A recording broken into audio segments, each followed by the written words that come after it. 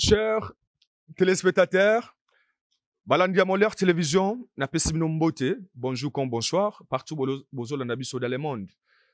Na 26 provinces, la République démocratique du Congo, bomo mesano. Pourquoi 26 provinces? Parce que Molaire Télévision, via Canal+, toza partout dans le monde, et puis na 26 provinces, la République démocratique du Congo. Awa toza, na situé pes tozali, Tolongwe Kinshasa, tu es en province ya Congo central, na ville Matadi, à Tozami na commune ya Matadi. Émission fondamentale partout dans le monde via Canal+, Molaire Télévision, soit télécommande, ya Canal+, Beta 346, Molaire Télévision Tozawana. Un grand merci na Mobos Géry Nemba Lemba, un grand merci na honorable Léon Nemba Lemba, le député le plus élu, ya ville province ya Kinshasa, ndenge alingaka bengaye, autorité morale ya babola. Bana Molaire Télévision, mbote na 26 provinces, bana Bunia, bana Maniema, bana Chikapa, bana ya Grand Bandundu, bana ya Maïndombe, na moni bongo Mushile, Diba, Lenkala, kwa muntu mbote, parce que na Molaire Télévision, bato tokatanga, jambo sana. Merci beaucoup. Nazanga mote na plateau ya Molaire Télévision, Tolongwe Kinshasa, toza mikolo na Congo central, toyambi mwana ya mboka. Na présenté, il s'appelle Président Dombro Singa Kete. Pourquoi président? Yemoko, c'est ça, pourquoi bien président? Mwana mboka, bonsoir. Bonsoir. Sango boni. Madame journaliste. Boni groupe Dombro Singa. Nous ça va santé za malade.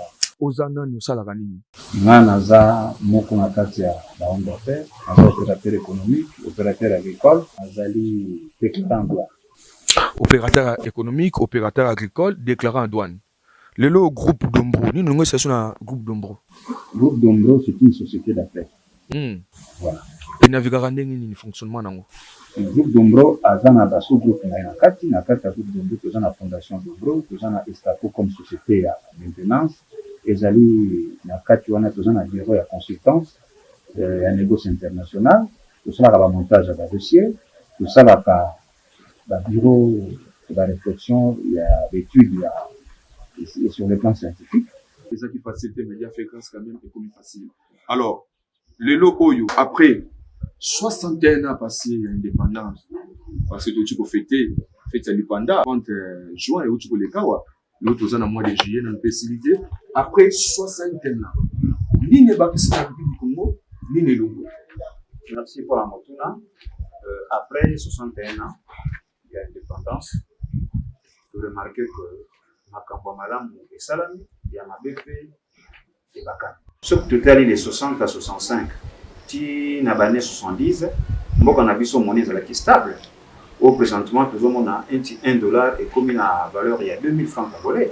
On a tout le temps $1, il faut à 1 franc congolais. Cela veut dire qu'il y a, donc, il y a un inversement. Il y a des chiffres sur le plan mathématique. Et ce sont des choses à corriger. Il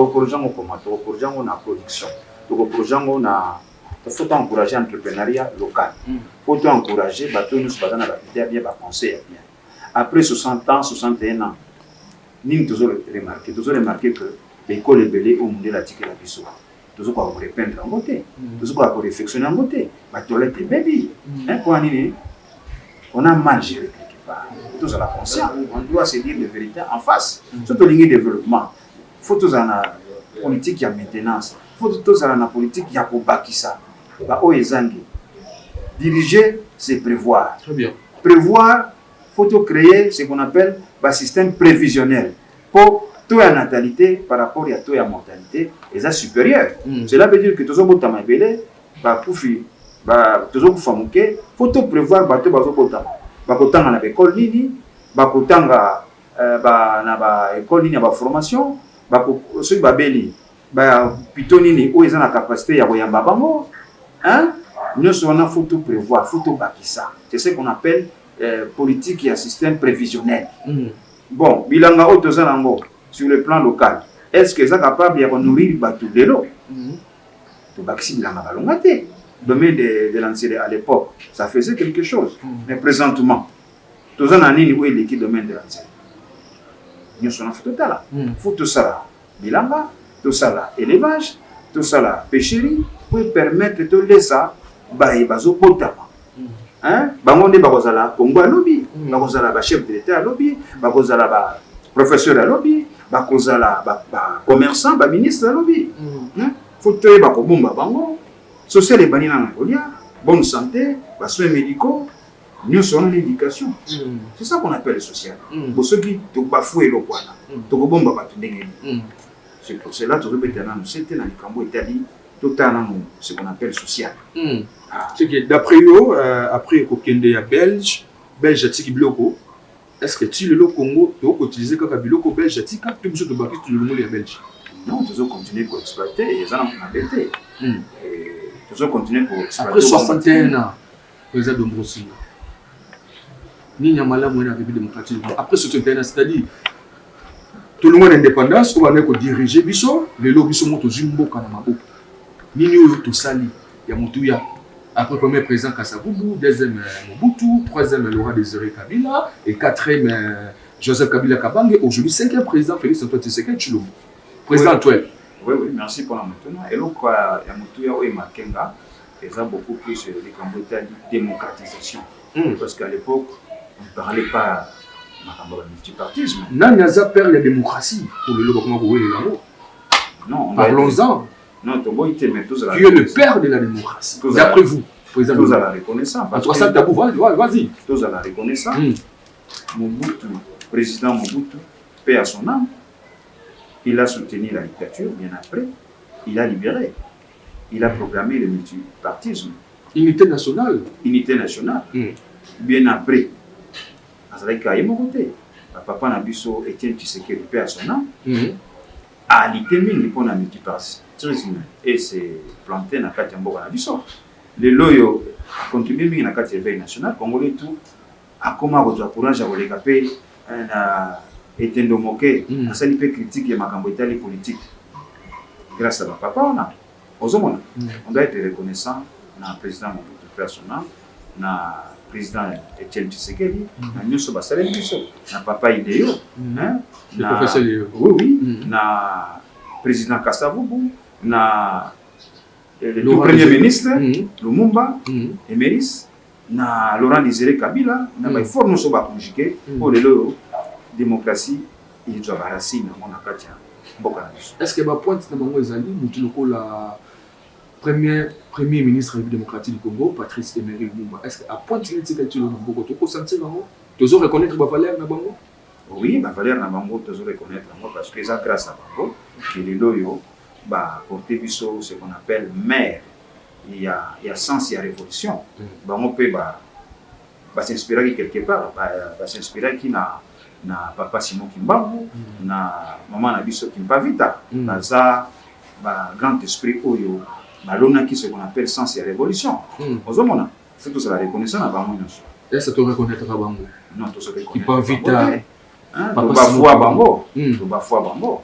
Hein? Tout d'abord, on a quatre missions na biso. Est-ce que tu as bilongi na bango exacté? Bilongi banani.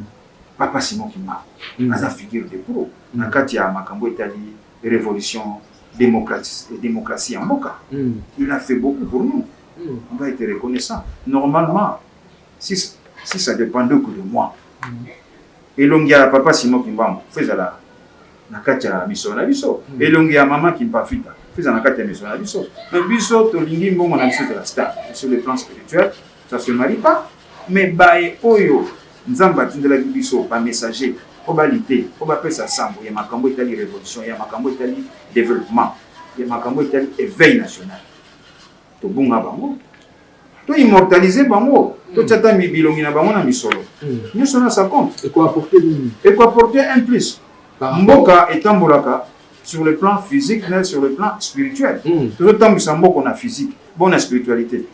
Tout ça. C'est-à-dire, au Koïb Sabiso aussi, je vous comprends très bien le président de Mbrosinga. Chers téléspectateurs, pour les Sabino, je suis devant Moutumogo et Makasi, président de Mbrosinga. Un jour, professeur, docteur, aujourd'hui qu'il est président de Mbro. Est-ce que Toza indépendant physiquement, tu es indépendant spirituel? Oh, indépendance sur toi, non, tu es indépendance spiritualité, mais indépendance sur toi, tu es indépendance sur le plan forme, mais sur le plan réel. L'indépendance économique que j'ai en tête. Comme l'indépendance économique peut permettre de stabiliser l'économie, nécessairement on doit travailler. Il faut encourager la production locale. Rôle la douane est on a encouragé l'importation. C'est parmi tous les autres que l'économie est déstabilisée. Parce que tout y a importation est supérieur par rapport à tout y a exportation. On doit exporter quoi au moment où on ne produit rien. On doit encourager la production locale. Les années où on a tout souligné 60, les années 70, et Congo, c'est le premier producteur, il y a plus de pâtes. C'est le premier producteur, il y a cacao. C'est le premier producteur, il y a café. C'est le premier producteur, il y a arachide. C'est le macasse EVA, ou qu'est-ce que j'ai encore. Cuivre, or, ainsi de suite. Tout ça, élevage, pêcherie, monnaie comestible, système scolaire, système éducatif, kitoko, plutôt nabiso, et la capacité d'accueil à makasi, moderniser plutôt nabiso, système de santé nabiso, pour songer pena système salarial nabiso. Il faut pas trouver, on doit vivre un salaire, mais tant on a du salaire à se retrouver. Mais nous sommes salaire de Yabiso congolais, ce que tout n'y va pas dans la fonction publique. Ça vous serez le salaire est maigre. Bon, combien de fois tu as découragé pour production au moment où les gens sont mal rémunérés? Nous sommes à sa compte. La crise, elle est d'abord morale avant qu'elle soit économique. Tolingi, tout le bel économique. Bon, morale à congolais. Tolingi, non. Tout le monde, mon compte en banque, les peuples d'abord, tous en état de droit. L'état de droit, bananda ku baliete, bananda ku papa bazo futa ma biente, bananda ku baswe médicaux ya malongate. Tu kosuka wapi? Azumboka na libulu, président de Bosinga, selon Bamoni Walubaka. Azumboka na libulu, Azumboka est inachevé. Son excellence président de Tshisekedi, Azumboka inachevé. Maintenant, il est devenu de façon c'est qu'il a créé en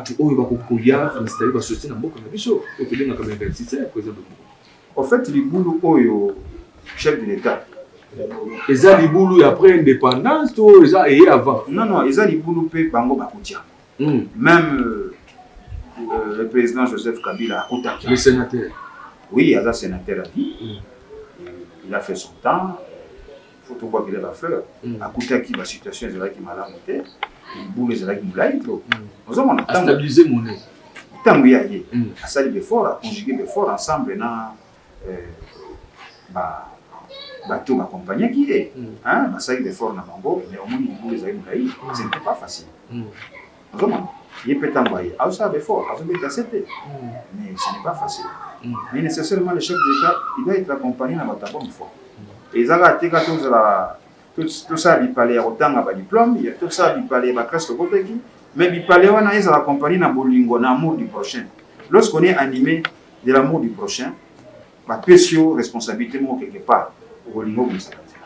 Ma pécio responsabilité quelque part au Bolingo au soutien de l'éclairage public pour ils ont contribué quelque part non seulement à la beauté en boca, mais à la sécurisation aussi en boca. Ma pécio responsabilité quelque part au Bolingo au Zomakambo amen. Au Salango na Bosoro na Bolingo pour l'objet de ils ne sont pas éternels là na carte planétaire.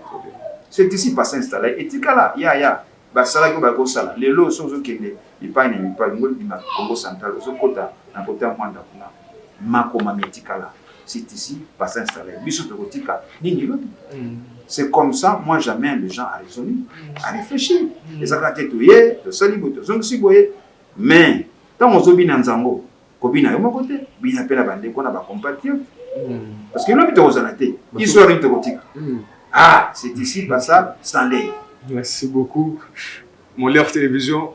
Nous sommes avec le président de Bosinga numéro 1. Il n'y a pas agro groupe de Bosinga, Aza opérateur économique, Aza opérateur agricole. Président de Bosinga. Na kobeta c'était dans les Cambotali les lois République démocratique du Congo. Avenir nous toujours préparé pour na avenir les pour na jeune tout avenir les ma Cambotali éducation président de Bosinga. Bon, merci pour la motuna. Tout d'abord, nous avons félicité par Kondiamboka. Nous sommes sur le plan éducatif parce que ça facilité. De l'eau gratuité, de beauté. Moi, je pense, mon Kondiamboka, pour réussir ma campagne gratuité, ça ne sert à rien que les caca toujours dans la tout ça la critique négative. Mais toi, aider peut pas n'a pas conseil, n'a pas idée. Ming sur de tel état les réseaux sociaux na etando moke mototu aboleka o mokonzi azamabe o bango basalaki mabe siko soki yo batiwana nino kosala ya mieux. C'est comme ça, il faut réfléchir. To yana makanisa malamu et ko sunga pe ba les bandes des accords c'était ah oui parce que je vois mon intérêt ça oui, oui. Faut to yana ba makanisi to aider bango on doit s'entraider ezaka teka kaso mokonzi azana azamutu mabe asalaki be non to il a bon conseil l'équipe de la bilili peut s'y un conseil mon dit ceux qui au salibo to son salibo ego simple comme dit pas ko exploiter ba idée on pour n'engager pour n'avoir réussi ma combattre le système éducatif nécessairement faut to banal combattre recensement ou tout ça recensement sous les années 85 86 style recensement ça la société pour papa na katanda faut voyeba bana ozo komba baza boni 12 10 7 c'est en fonction de ça pour voyeba pour sala nini pour prévoir budget en mboka hein état prévisionnel hein ni to sala pour te bomba bango mala c'est très important mais toujours baba n'a pas probabilité tout ça autour de 80 millions d'habitants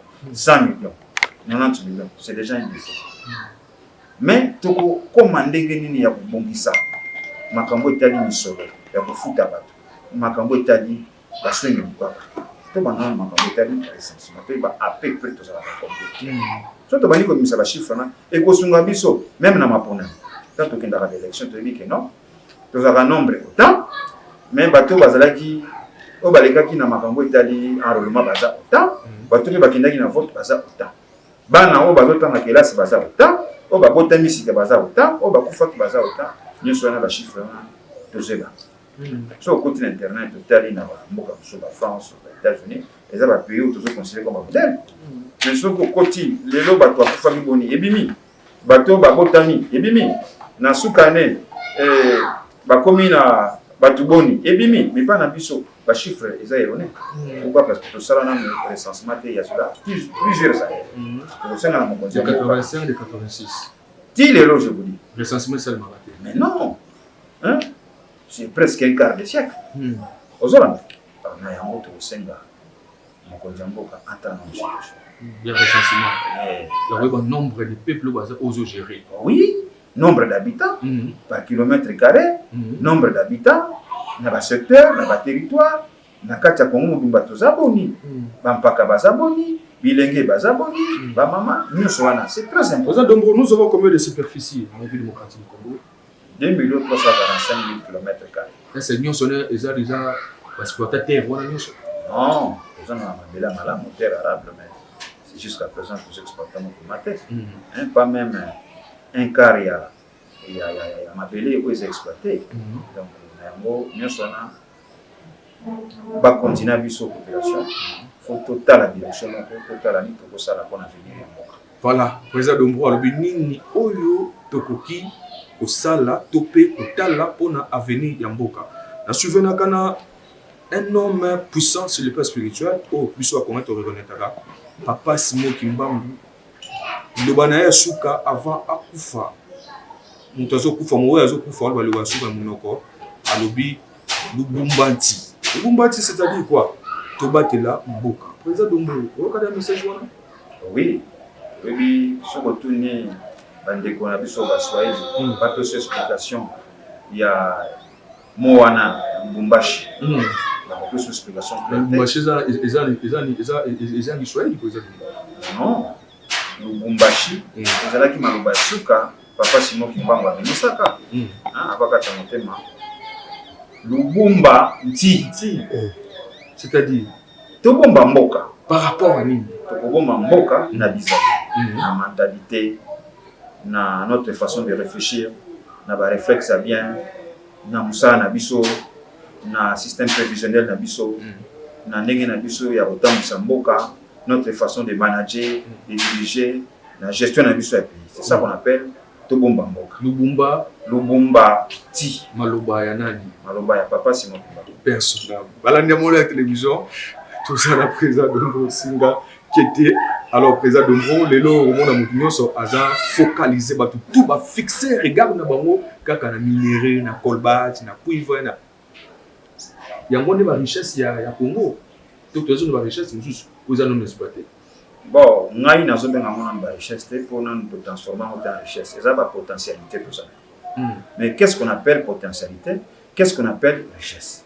Potentialité ezali toza na makoki ko pesa biso misolo et pour stabiliser l'économie na biso. Mais to rendre ngo nanu richesse te partout sur le tambo na Congo oyoka or ezali diamant ezali uranium ezali so pusani boy coltan. Mais tant que tozo ba transformer ngo te peut comme utile pour na ba besoin na biso moko. Cela veut dire que comme na richesse la richesse va créer kango. Va créer un comment. Nous avons des usines, nous avons une industrie de transformation. So il te dit ici cuivre. Tu rends encore la semi-brute et qu'un balamon en boca papaya. Et comme il fil conducteur et comme il boinaboy. Vous savez que ce que exploiter une tonne de cuivre avec la technologie actuelle, il y a possibilité d'une tonne de cuivre de 1 kilo d'or. Tout n'a ou t'as banda exploitation de cuivre. Au banda époque coloniale tilelo boni ebima na mboka mopaya batoni ya cuivre mais boni ba dérivé à cuivre bazon sera biso pour l'interrogation et ça débat autour de ça la peine à noko mais le temps bobimisa ki cuivre boteki bon partage ezaki boni ba dérivé à cuivre wana ekenda wa nyonso na saka ba débat sur tant que tu as une industrie de transformation, on va continuer à plaider. Avec la mondialisation, nous exploitons. Tu sais, tu rends un semi-brite, tu vas payer un peu de misala. Mais tant que tu as papaya, tu seras malade. Mais ce qui va, tu as une industrie de transformation, tu dois transformer. Puis, tu rends un fil conducteur, VOB. Puis, tu rends par exemple, tu commences à la tuyauterie. Puis, il faut te rendre en haut et continuer dans le domaine de la métallurgie, et comme il faut l'appeler, et la tuyauterie, il y a la frigo par exemple. Mais ça, les ébélés, il y a la minerai dans le sol. Cobalt te rendre en haut, acier te rendre en haut. Tout ça, il va s'éteindre dans le sol. Mais c'est un pamba, il faut un des ou Europe. Pourquoi? Mais dans tout ça, président de Bosinga, nous sommes capables de produire même tige coton, même kirda, mais tout ça, bassin, on a forêt équatoriale, président de Bosinga. Nous avons dans la télévision, nous avons quand même des mécanismes malamu, l'État congolais, ceux qui vont consulter les services, dans tout ça, pourquoi le peuple souffre? Nous avons tout. Un pays le plus riche dans le monde, mais un pays, le peuple le plus pauvre dans le monde, parmi les 10 pays autres sélectionnés, nous sommes les 3 pays, après Haïti, président de Congo. Dans tout ce que nous avons ici dans notre pays, qu'est-ce qu'il faut, président de Congo? Et ça, le problème est l'organisation. Tout dépend de l'organisation, de la planification. Qu'est-ce qu'on prévoit sur le plan organisationnel? Qu'est-ce qu'on prévoit sur le plan planification? Notamment, le gouvernement a Salam par rapport à la vision chef de l'État. Est-ce que Baïbanso Bazan a un chef de l'État? Bazan a makanisi malam, il a accompagné, ou bien Bazan a un pour l'interrogation. Est-ce que nous sommes tous les bas, tous en bandité, tous en forêt équatoriale? Pourquoi tous en Kirdan, Ibanda, bandité, ils ont une chose pour tout ça, la Kirdan? Pendant ça, tige coton. Est-ce que bandité à coton? Oui, bien ça, coton. Vous appelez un coton? Tous en monté, tous en monté. Tous en coton. Alors, nous sommes dans un programme, il y a un manque d'organisation. Est-ce que l'entrepreneuriat n'a pas de ils ont encouragé pour l'interrogation? Est-ce que politique qui a facilitation à climat des affaires, ils ont encouragé? L'État n'a pas de impulsion à Magambouana pour l'interrogation. Nous sommes organisés un colloque, un séminaire, gouvernement, ensemble dans l'opérateur économique, pourquoi pas population? Pour nami autotinda na Sénat na députation pour na parlement et c'est un point essentiel. Mais ce que je peux demander na na mokonzi na biso à son excellence azala na bolingo azala na écoute ya koyoka pe peuple na ye ayoka bapasi na bango atala nini nakosala mpona province ya Congo central nazo koencourage ye asala mosala ne malamu atika kolanda basongisongi ya mabe bato baye baloba boye azala inspiré beaucoup plus na voie ya nzambe makambo etali développement makambo etali évolution makambo etali oyo eza ntina mpona avancement ya peuple na ye asala mingi voie wana c'est tout. Envisage la politique, président de Moussinga. Mais pourquoi pas? Même au boy politique, mais politique ils sont s'occuper na biso. Oui. Les lots s'occupent politiciens, il faut ça la nani pour nous diriger Mboka. Je vois neza makambo ndenge nzamba tamsa. Na ye na bolo bateke na zana posa boy. Ba port ni no komema ni no salaka o comme na développement pour na Mboka na République démocratique du Congo, particulièrement province ya Congo central. Mais ce qui lobi peuple a pesingai chance wana tout diriger ou soit tout est pour l'ensemble na bandeko bazana kati ya institution les autres Mboka. Je crois bien que na komema expertise au ngana dû na musala etali événement la déclaration en douane. J'ai beaucoup appris na musala wana. Ça m'a aidé à maîtriser ma connaissance aux alliés na kati ya économie parce que lorsqu'on parle de la déclaration en douane, les a sous-branche à l'économie. Moi-même, je suis économiste de formation, manager. Donc, on a expertise dans on a bénéficié dans le domaine où on a la déclaration en douane, il y a économie, dans le service, il y a peuple congolais. Président de Moussinga, qui était le tout bête dans mon machoulou, qui a pas qui chité, parce que moi, les meilleurs chers téléspectateurs, excusez-nous pour la lumière et le décevoir du show. Président Dombrou. Tout bétanon makambotali agriculture. Pourquoi Congolais a négligé agriculture? Bon, je vous dis que quelque part, tu le toujours que mon peuple périt par manque de connaissances. Amen. Ce côté, il n'y a aucun pays au monde où il va se développer, où il va s'organiser sans agriculture. Agriculture est un bloc et longo na pêche na élevage. Et ça, domaine, secteur et complémentarité. Donc, agriculture, pêche, élevage, ça se marie. Zolanda, c'est complété. Mais biso, comme bolumbu, faiblesse côté wana. Moi, je pense que ce qu'on peut demander à l'autorité na biso, battra dans quelle mesure, c'était ma casse, na makambo etali, agriculture, pêche et élevage. Il y a un monde pesaka bilo akolia. Agriculture on to sang nini sur le plan de plantation, sur le plan de pêche, bateau de pêche exact, sur le plan de plantation, tracteur malonga exact président de Moussinga. Non, avec l'organisation, avec la planification, il y a possibilité au sala makambo. Ce qui va nous bétisser na makambo tout cela. Il y a possibilité de faire le mieux possible. Bako somba tracteur, bako débloquer misolo pour organiser ma cambo de pêcherie, bako somba bateau de pêche, bako débloquer misolo pour na mako kosenga expertise. Il y a bateau ba ebi, bazana science wana, ba kwa pour recycler biso, ba assister biso pour toper ça à moi un coup de pouce na makambo wana. Na lac Tanganyika tozana ba couche ndenge ya biso on les a touché te président Dombo à cause ya ba manque ya ba bateau de pêche.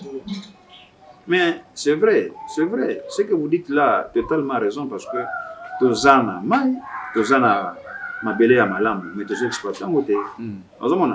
Combien de bateaux Tozo là, au chômage de commis ma casse. Mais ce qui est là, est organisé par le secteur autototang, agriculture, pêcherie, élevage. Nous allons engager combien de personnes dans le secteur? Combien d'industries? Combien d'entreprises qui ont nassima agriculture, nassima ya pêcherie, nassima élevage. Aux Hollandais, il y a possibilité de donner du travail aux gens. Voilà. Président Dombrou, tout le monde, s'il vous plaît, le quoi tout côté de la pêcherie, les lots dans la province de Congo central, je crois aux politologues, je crois aux informés dans le port à nos profonds de banana et Joami à la province d'ailleurs, na Mwanda, les conditions et quoi pour tenir avant port wana et seulement qu'est-ce que l'État congolais doit faire avant port il y a nos profonds de banane et seulement l'État congolais c'est à Salanini président Dombrou Singa Kété. Merci pour la motuna. L'État congolais est sengeli déjà le voilà ma condition des alliés. Tobeta qui peut toujours c'était auprès du chef de l'État apesa beaucoup plus impulsion na makambo etali pour la non profonde. Ekopesa ndeko na biso ba congolais misala ekobakisa nkita na mboka ekostabiliser aussi et comment etali économie ya mboka dans le sens que plusieurs entre nous ba misala ba devise de kota mingi volume ya importation na volume exportation soki to encourager yango et okoma makasi ozomona intérêt plus c'est pour na Congo Brazzaville to pour na biso non intérêt mingi okoma biso et puis okomona misala ekobotama mingi parce que qui dit port à non profonde ekosenga énergie ya makasi. Il y a deux énergies où ezo kotana en compte pour na kati industrie notamment ezali mai na courant. Or siko toko songer pour rango ebotama faut to songer to botsa inga 4 présence ya inga 4 non seulement pour na alimenter port à non profonde et pour permettre biso to continuer sur ce côté ka courant di banda nous sona et pour pesa biso ba devise mingi et pour pesa peka moi pas moka malamu pour la stabilité ya monia na biso les kanisini netindaki yo osala message na moni message okoloba lokola gouverneur okoloba lokola ministre okoloba lokola porte-parole ya gouvernement pour na idée ya ko construire république démocratique de surtout province ya Congo central président de Bosinga oyo kalamingite balandi bakolanda osali message drapeau na simana yo pour na ba idée ya mboka ni netindaki ba idée ozopaka zo na président ngo eza makanisi kitaka na nzambe makanisi malamu ozala kaka na yimoko yeme nkolo osala ko na likota ya lifalansa ko holimbola biso soko na likota lingala oza de Bosinga message o to landa osali na français ozomona to senga kisu na kati ya message wana na gouverneur de province ya Congo central atala dans quelle mesure la politique au beta c'est un makambo etali la construction ya la stade pour encourager sport na biso notamment stade ya Lumumba ya Mbangamongo na ya Boma pour ngai na zakanelika un jour na soki to organiser un jour Coupe d'Afrique ça va apporter un plus aussi parce que depuis que le Congo est Congo on n'a jamais organisé Coupe d'Afrique et qu'au plus un plus sur le plan tourisme, sur le plan entrée à Badévé, sur le plan hôtellerie, sur le plan négoce international. Ils n'ont jamais été ici. Mais ceux qui te banissent pour organiser la compétition internationale, en caractère international, nous allons bien, ils vont jouer une pierre à deux coups. Aïe, compétition. Madame, on va profiter de ça, la tourisme. Industrie, il y a tourisme aussi, beaucoup de ça, quelque chose. Et non seulement sur le plan beauté en Mboka, un plus pour toujours obligé à pour toujours organiser tout à fait.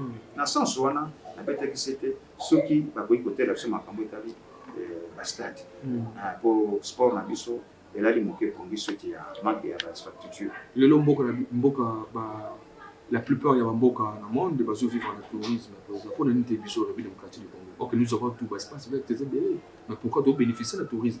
Aussi le terme ministère il y a tourisme et là. Oui. Pour le dire qu'ils ont il y a planning, dispatching, organisation, et planification.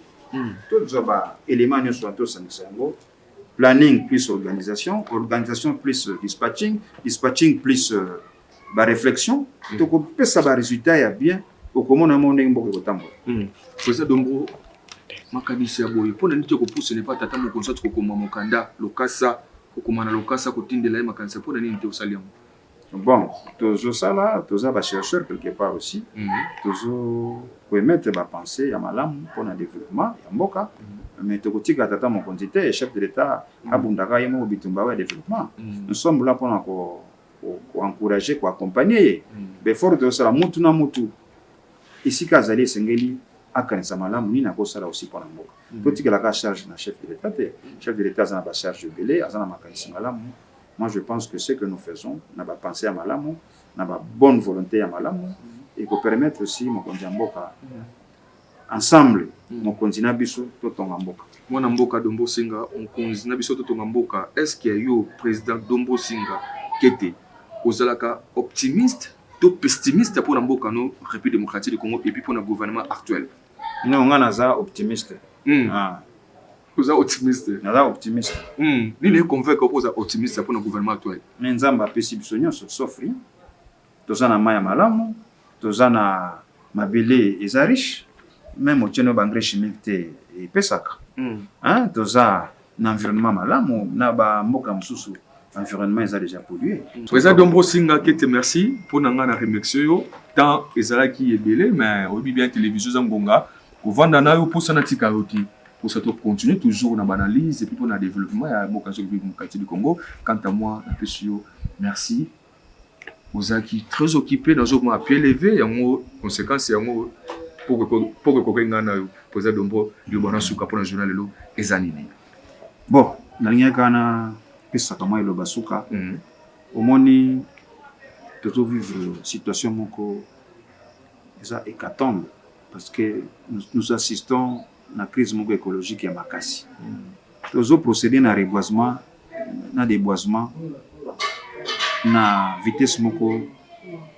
nazo ebate donc incontrôlé donc tozo longola est-ce que tozo remplacer point d'interrogation tozo remplacer ni sotobuki nzete ikoki ko vivre sans moto pour sur le plan physique aza plus âgé que les autres même mutako vivre te sa banzete parce que banzete yango les autres personnes pepe kitoko to bengi na lopoto oxygène pire poto vivre mieux biso bato poto vivre bien elongo na baninga na biso banyama bibwele esengeli to respirer to aspirer mu pepe ya kitoko air pire siko air pire yango tala ni to komi makamba réchauffement climatique yendongo pona nini parce que tozo ko polluer atmosphère biso moko couche ozone ezokoma de plus en plus ya ko pasoka ce qui réellement solaire de petit temps ba rayon ultraviolet et l'équimbala moko or esengeli le kanaka mwa tami yango ya monde eza ya ko pasoka ozolanda nyonso na eza ba mbeba pona ko régénérer système na biso et écologique esengeli to lona banzeto to buki en désordre il nous faut ça nous avons un service et s'occupe de yango ba taxe ba futaka déboisement na reboisement et ça ça nini pour remplacer banzete nous sommes en singeli l'état congolais atala makambo ozomona ceux toujours espérer mon papa malamu ils ont contribué aussi na santé biso ozomona ba maladie belé botami suite ya pour consommer ba mon papa mabe tout ça et puis toi signer pe milier to lingi nzamba ça quelque chose pour na biso na ba losambo na biso mais nzamba propriété to banana ko sala assainissement ya mboka ba poubelle komi kidi ozonga ba poubelle ta non il nous faut des services pour l'assainissement tant balongoli na ba coin ba balabala na bisika ba milieu public ba memiongo na ba inondis public bango peso ke tondi ba memiongo na ba compostière nyonso na ça fait partie ya politique ya assainissement pourquoi on n'arrive pas à organiser misala wa nyonso pour nous te rendre mboka propriété mais boni banzelu tangu nzamba kotinda bango bosambeli pembengi na nyatinda bana banzeli batama ba otala bo mboka salité partout nzamba salité te santé soit aux alawana oui akobo ya pe basala makambo itali makambo isi na yango na osenga ba konzi ba songer na makambo itali assainissement mboka c'est très important de rendre ba mboka na biso ba ville na biso très propre ils ont contribué sur le plan hygiénique et l'hygiène c'est la plus grande règle de la santé. Na kati ya politique ya assainissement, il y a possibilité ya créer pe ba industrie ya recyclage. Auto bengi na opération triage. Bo dui ba déchets wana et kena ba inondis et kena ba compostière. Il y a possibilité au ba triage. O ezalaki ba déchets ya ba verre. Ba to ya industrie ya verrerie. Et ba to ba vitre ba sombi. Ba kepe ko et comme matière première na bango baki pour ça recyclage ba vitre tout ça na domaine où etali textile ba tissu wana ya kala wana pola ba sali triage teki bango pe baki ko ça recyclage ba tissu na domaine où etali par exemple papeterie ba bendi bako sala ba pâte à papier toko botsa combien d'industrie na simaka etali ba déchets merci beaucoup ba déchets italiens ba déchets d'ordre ya ba métaux ba sali triage ba cuivre ba acier ba fer ba ta métallurgie ba kekuna osa ba CT ba keko sala bibende omona pe lobi to komo sala pe ka moi makambo ebele kamwa pas vraiment tout cas Mais tout cas, c'est bon. kamwa ba forme boye ya ba machine André Motor Topia. ah oui to commence à ba moto nous sonne ça ka bibende ça ma bibende Molière Télévision, merci. Nous sommes partout dans le monde. Dans la République démocratique du Congo, dans 26 provinces. Ici, nous sommes dans la province du Congo central, dans la ville de Matadi, Toyambi, Mwanamboka, né Congo, Dombro Singa Kete. Il est né Congo. Mwana Mabele. Président Dombro, merci beaucoup. Un grand merci à mon boss, Jérémy Malemba, Papa Molière, autrement dit, honorable Léon Malemba, les plus jolis. Il y a ville province exacte, pardon, autorité morale à Babola. Modric Yaveto, tête de dissous, Dolima Dimba, maître 100 kilos, Tati Mobali, la réalisation qu'on a de Konanga, na peso, merci pour le bocas réalisation. Merci na bana nyonso ya Congo central, bana Patu, bana Tchela, bana Mayombe, bana Madimba, bana ya Zongo, bana ya Boma, na bosenyote, bana Lufu, bana ya Tchela, na bosente, ki Santum Banzangungu, Kazangulu, bana ya Kamba, Jérusalem, Boka, ya grand prophète Simo, Kimbangu, Potikala Malamu, Président Dombro, Tokozoye, Mikolo, Ezali Koya pour un nouveau numéro Toyoki, Tozuya Motuya, sans tabou, hein? Un bon analyste politique, Asali Banalise n'est très bien, scientifiquement par là, Boyoki Président Dombro Singa, groupe Dombro Singa, Pozwa, Foufou en farine, manioc en farine, Kende na immeuble Ami Congo, soit benga na numéro où est affiché. Na baba écran na bino yozo na biso na Côte d'Ivoire na Bidjan na Benin na Cotonou na Libreville kuna na Gabon bana Congo Brazzaville to c'est bana Ponton soko ngozo fufu ya bio bana Lubumbashi bobenga kaka na numéro oza affiché na écran ozwa groupe Dombro Singa ba détail nyonso otolobi arti. Merci beaucoup et bonne soirée na bino nyonso maître 100 kg. Merci tokutali mikolo ezali koya Tati Mobali. Merci président Dombro, merci beaucoup pour la discussion. Merci beaucoup. merci